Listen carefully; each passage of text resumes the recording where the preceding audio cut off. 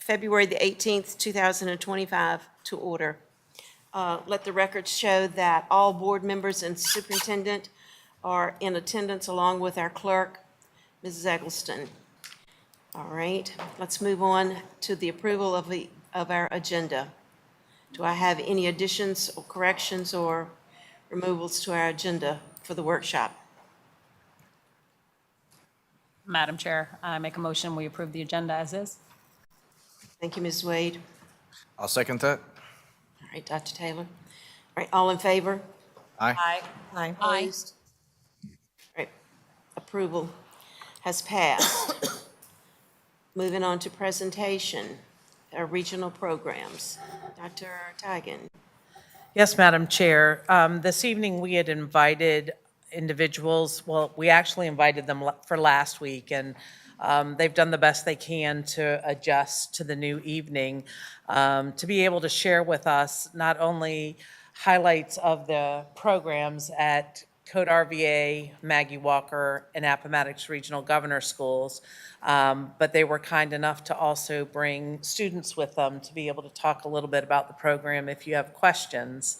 And so we'll go ahead and get the presentation up, and we'll have everyone introduce themselves as they come up to the speaker. I believe Kumi Goranson will be first, as the way the slide deck is set up, and she is the director of Code RVA.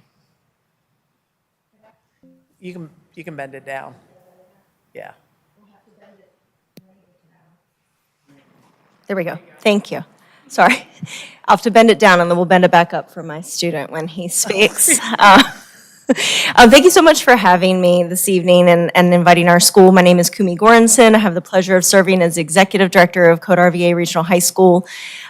We just wanted to go over some general points about our school, tell you a little bit more about us. We're really proud to be partnering with Powhatan, and we really believe that we are one of the many schools of choice that you offer your students, right? We remind all of our kids it's not about better or worse or different, like it's just whatever fits for you. Every kid is a different kid, and every family knows what's right for their own student, and so we like being on the menu of choices available for Powhatan students. So Code RVA is the newest school you'll hear about. We were founded in 2017. We do partner with 15 different school divisions in our area. Footprint's a little bit different in each of the regional schools, I think, but we have 15 different partners. We currently have 360 students slots in our school. We really focus on providing a high-quality computer science education for students. We still do the basics, but we really like to give students an opportunity to learn something that they may not have encountered before. And so our students, we welcome all students at our school. We have a lottery process that enables any student to apply. And so that's a real advantage for students who may not have had the same academic experiences, or maybe they had some challenges in middle school.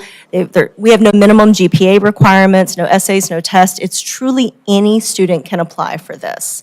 There's no minimum requirements, no minimum math. And so we use a lottery process that is designed to admit students.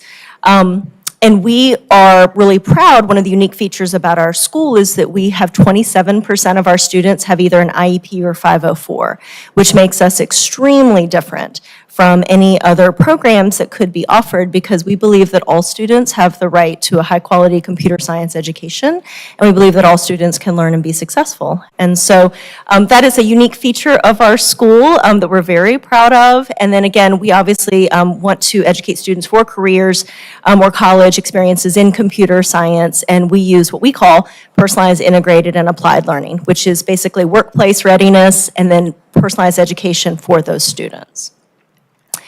Just instruction at a glance. We're a Virginia public high school, so we're doing all the regular things: English, social studies, math, and science, all those sorts of things. But then also students have an opportunity to take computer science courses all 4 years at school. And so we offer a couple of different AP courses, but really focus very heavily on dual enrollment courses, which we prefer because students don't have a high stakes test at the end. And so we believe that some students may not be successful in those tests, some may be, so we offer both. But we really focus on dual enrollment. You can see that we provide computer science courses in what we call traditional computer science, right? Hardware networking, cybersecurity.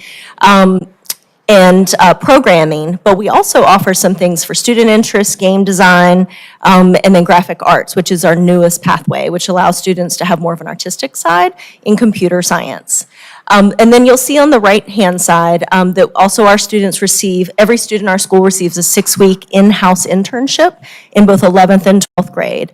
We have work-based learning coordinators who run the program on site for the students, so there's no burden of transportation on families or having to arrange any of that. So our students are taught, they run a fake company in 11th grade where they're required to do projects, work as a team, collaborate, and then at the end, we ask business and community partners to do mock interviews with them.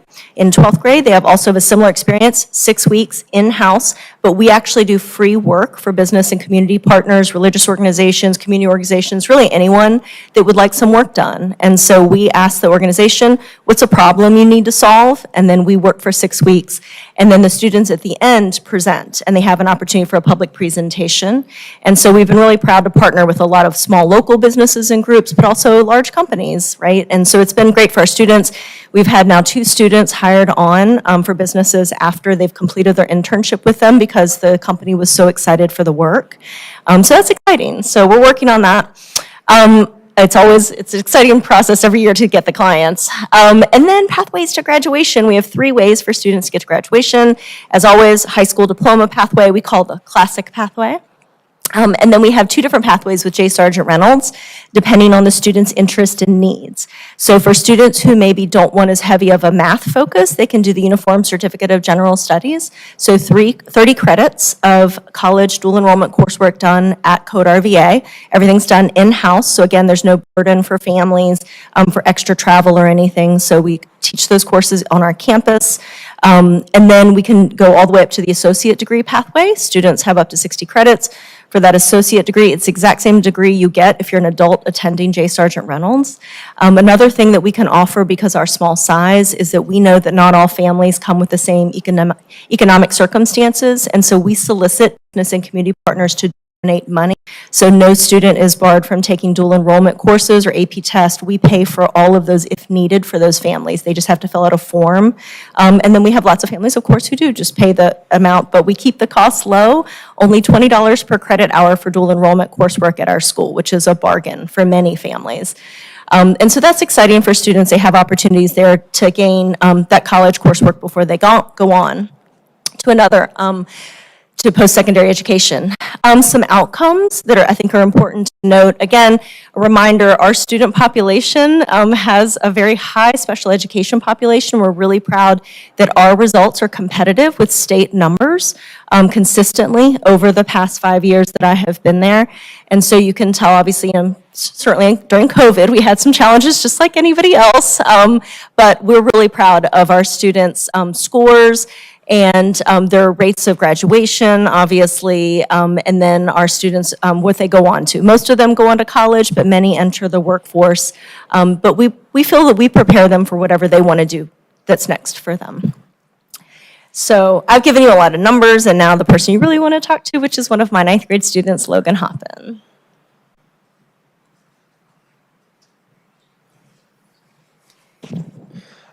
Hello, I'm Logan Hoppin. I'm a 9th grade student at Code RVA. Yes, sorry. You're so very tall. It tilted back, yeah, thank you. It's fine, but as I said, hello, my name's Logan Hoppin. I'm a 9th grade student or freshman at Code, and tonight I wanted to talk a little bit about my experience at Code so far. So far, my experience has been different than normal school, but in a great way. One of the differences I personally really enjoyed is the balanced learning, or blended, balanced or blended, I'm sorry, I forget what it's called, but it's kind of like an in and out of the classroom system where each day on the board it'll say if you're inside for like a lesson or notes or you're outside working individually. I feel you can get a better lesson from a smaller classroom. It gives more opportunity to get help if you need help on something. And while you're outside the classroom, you're building your time management and independent work skills. And I feel that's been helpful, and I've liked it a lot. Another difference that I've liked is that I got to choose my education. She was talking about the different pathways. Personally, I went for the advanced diploma and the associate's degree pathway because I wanted to challenge myself, and I believe I can do it. And so they accelerated. We just started the accelerated math class, and that's been going good for me. I've really enjoyed it. And just one little fun thing is we have a fun thing called Flex Day every once in a while where we get to choose a fun thing to do at the end of the bottom half of the class day. So like study hall and then flex, and that's just a little fun fact for, yeah. And that's, I don't know, that's all I could really think of to present, talk about. Is there any questions? No, but thank you for coming and speaking to us and sharing with us your experiences at Code RVA. Okay. And we hope that every year is a challenge, but met with lots of excitement and rewards at the end. Thank you. Yeah, thank you for the opportunity for me to go. I've really enjoyed it. Madam Chair, Yes. Thank I do have a question for Yes, Mr. ma'am. Logan. Okay. What was the interest for you to be a part of RVA, and what would you like to do when you graduate high school? So I like technology, so a computer school obviously is a big pull for me, and I wanted to be able to advance my education. And Powhatan, how it's set up, I would have to be in Algebra 1 in my 8th grade year to do ACA, which is the closest thing to what I wanted to do. So I could advance more there than I could here at home, so those are the two main things. Awesome. Very good. Congratulations. Thank you. Anyone else? Anyone Okay. else? Madam Chair, I have a question for the director. Okay. What's the average class size? Sure. So typically our classes are anywhere between like 15 and 25, depending on the course. But we don't teach in the whole group. Logan was kind of explaining, that's one of the things, I didn't want to overload you with a million details, but essentially if you imagine, all of us probably went to a traditional school, all of us went into the room at the same time, we sat down, we did the same activity, the bell rings, and we leave. So Code RVA approaches learning, as Logan said, through small group instruction. So let's say that you're assigned, 25 biology kids, right? You have a small classroom, and then you have these open space tables he was referring to. So the teachers are required to design instruction weekly based on where students currently are. So if that class of 25 is working, the teacher has creative autonomy to do whatever they would like with their time. So they could do 3 rotations, right? They have a small group of 8 popping in every 20 minutes. They could do half and half. You're going to do 30 minutes working with your group or independent, and then you come in for direct instruction.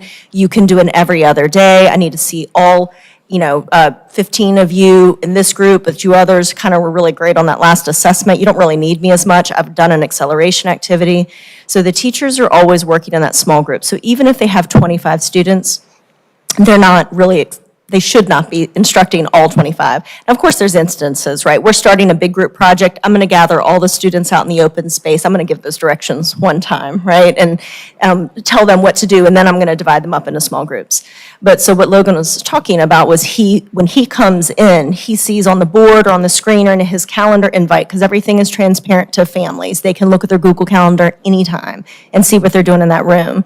He would look at that and be able to start to figure out like, oh, okay, I'm inside for 15 minutes or 30 minutes, and then I need to work on this. And then we're teaching them to use that Google Calendar for that time management, as he said, because you don't have a teacher standing over you doing this the whole time.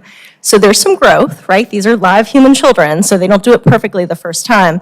But by the time they graduate, we really do see results with students who feel like they can manage their time. They're not afraid of somebody giving them a task. We teach project management, which I didn't go into, but the ability to break down a big project into segments.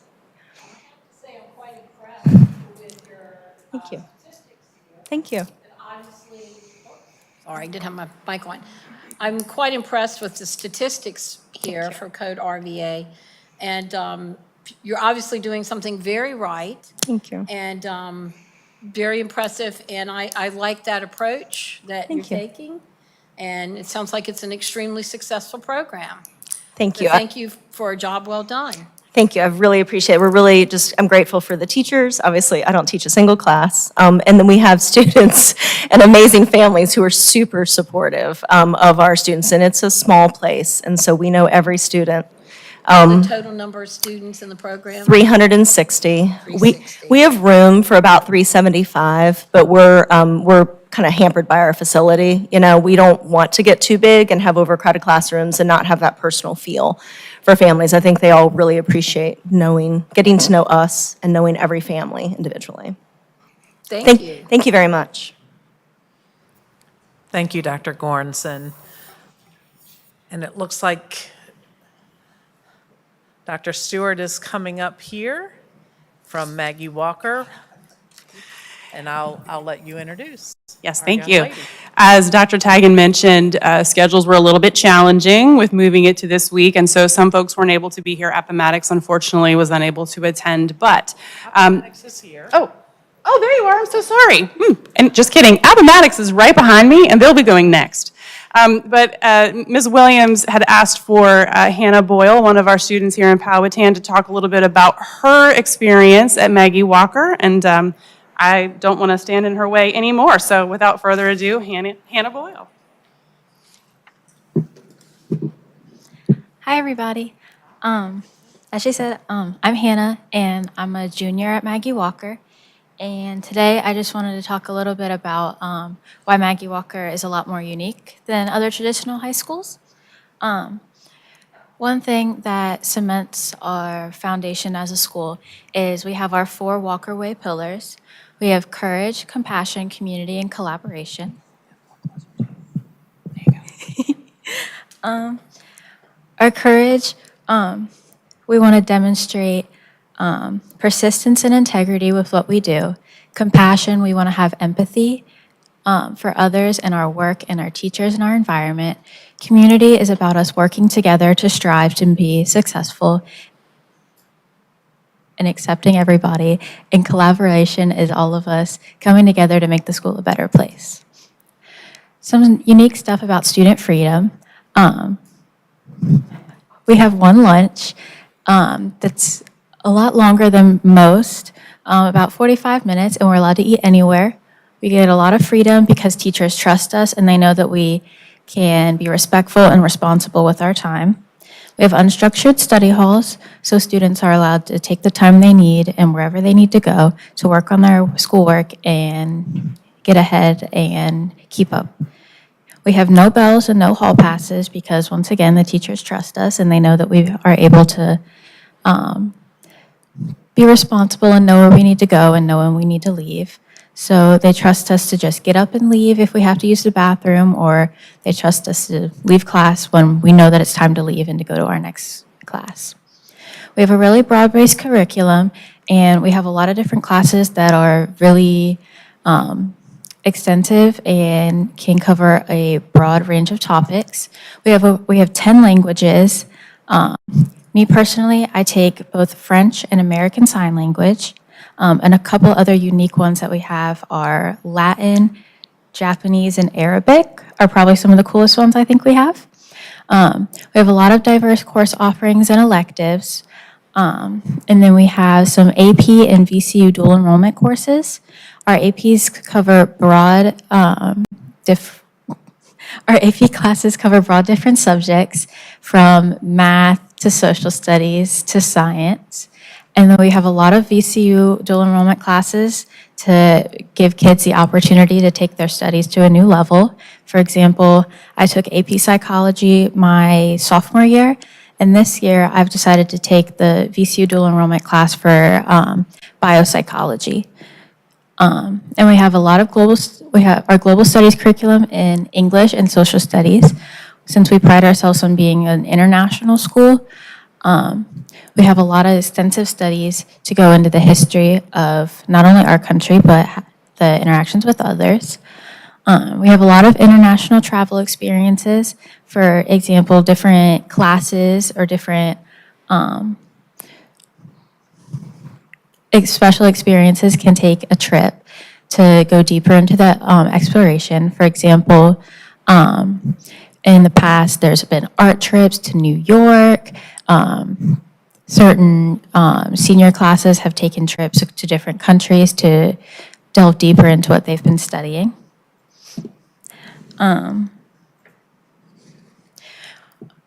So something unique that our seniors have is every senior takes either a seminar or a mentorship.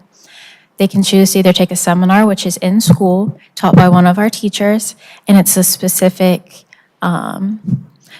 class geared to something that the teachers think would be interesting. For instance, the seminar I'm taking next year is going to be on Jane Austen, her novels, and her legacy.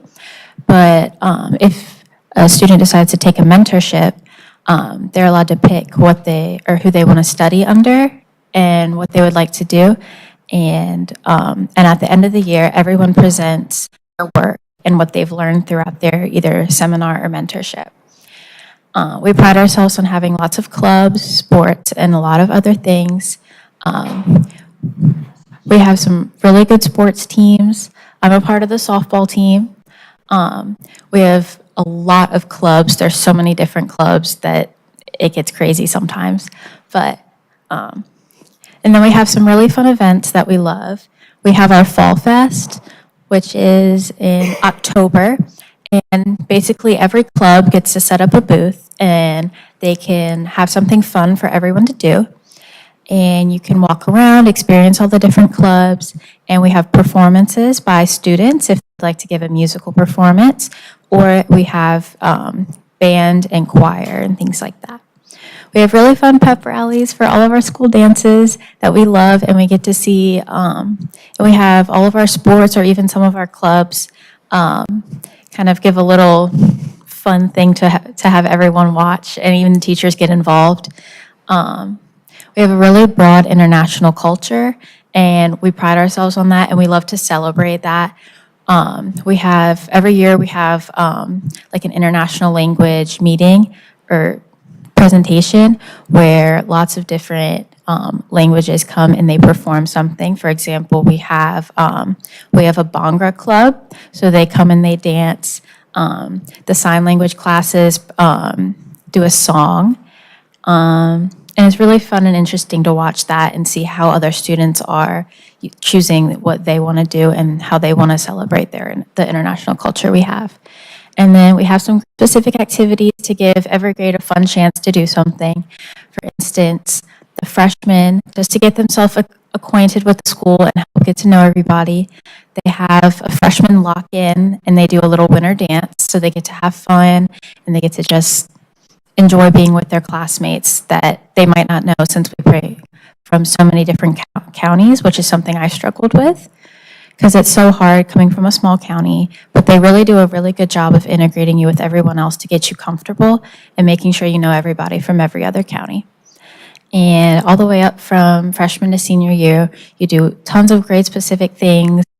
You get to do, for instance, if you're a junior year, they have a bunch of college things that you can do. We have college kickoff and things like that. And it's just a lot of fun things to do that gets you not only having fun with your other classmates, but preparing you for any intellectual activities. Okay. Thank you. All right. Anyone have questions? Oh, yeah. I have a question. Is there any particular year there where students choose to do the traveling? Is it more their junior, senior year? I think it depends mostly on the classes. Like if you're in an art class, depending on what grade you're in, you're allowed to go. But a lot of traveling happens with seminars, which is in your senior year, and so teachers will take you on the trip to take you where what you've been learning about. For example, one of them is Middle East and North Africa, I'm pretty sure. So they take a trip there. Okay. And will you be doing some traveling your senior year? Hopefully, I think my class is going to London, so that'll be really cool. Absolutely. Thank you. All right. And Hannah, if I remember correctly, every student that wants to go overseas on an international trip has that opportunity, even if they financially can't afford it. There's some sort of way money is raised to make sure that happens, right? Yes, we have a foundation, I think every year. I think it's kind of like a bidding, and people can bid and raise money for our school, and we do a lot to raise money. And any money we raise goes to help students that can't afford something.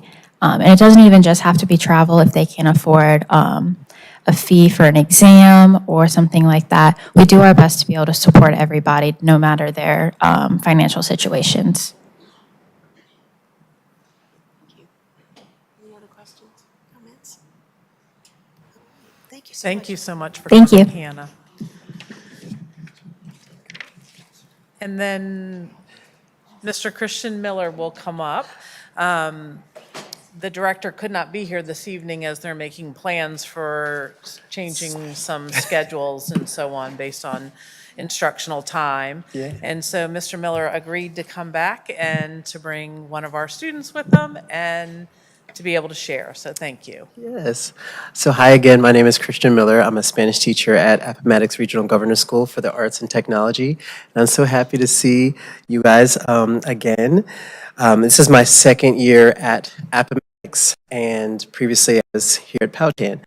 So it's so happy to be back. Appomattox Regional Governor School for the Arts and Technology is, to me, an amazing circus of just things going on all the time, talent being displayed and cherished, and just education at its finest. It's a really cool program where it's directed towards students' passions and talents and their growth patterns, and it's really, really super, I'm honored to be a part of that program.